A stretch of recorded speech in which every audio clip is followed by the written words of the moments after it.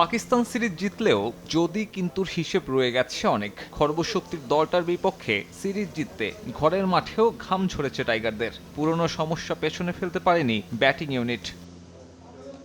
বিকল্প না থাকায় অফ ফর্মে থাকা লিটন আফিফদের নিয়েই স্কোয়াড সাজান নির্বাচকরা। তবে তাতে প্রত্যাশা পূরণ হয়নি। বোলারদের নৈপুণ্যে প্রথম ম্যাচে বোঝা না গেলেও বাকি দুই ম্যাচেই ভুগেছে ব্যাটিং ইউনিট।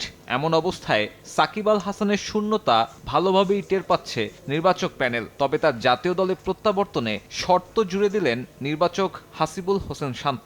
সাকিবের জিনিসটা হচ্ছে মানে ম্যাচের প্লেয়ার, ভালো খেলে সাথে লাখও ফেভার করে। যদি আমরা নেই, একদমই পারফর্ম করতে পারতেছেন, তখন তো আমাদেরই ওর জন্য একটা সম্মানের, ও নিজেই বুঝবে।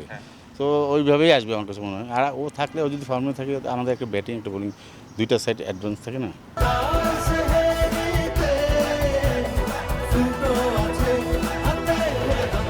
দক্ষিণ আফ্রিকা ও জিম্বাবুয়েতে হবে 2027 বিশ্বকাপ। কন্ডিশন বিবেচনায় একজন পেস বোলিং অলরাউন্ডার হতে পারেন যে কোনো দলের ট্রাম্প কার্ড। অথচ পাইপলাইনে এমন খেলোয়াড়ই পাচ্ছেন না নির্বাচকরা।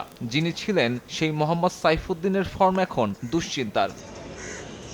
বিসিএল এর ওয়ানডে ভার্সনে মলিন ছিলেন সাইফুদ্দিন। এক ম্যাচে বল হাতে প্রায় পূরণ করে ফেলেছিলেন সেঞ্চুরি। বিশ্বকাপের আগে এই পজিশনে নতুন ক্রিকেটার খুঁজছে সিলেকশন প্যানেল।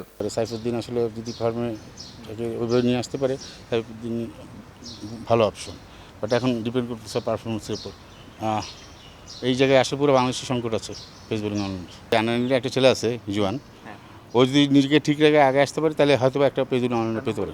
বিশ্বকাপের প্রস্তুতিতে টেলেন্ডারদেরও ব্যাটিং প্রস্তুতির তাগিদ দিলেন এই নির্বাচক।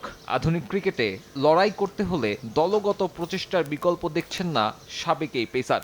রিশাদের ব্যাটিংটা একটু মনে হয় মনোযোগ দেওয়া উচিত বোলিংয়ের সাথে, কারণ আমরা ওখানে ও পারে ব্যাটিং, সো ও নিজ থেকে এটা কাজ করতে হবে।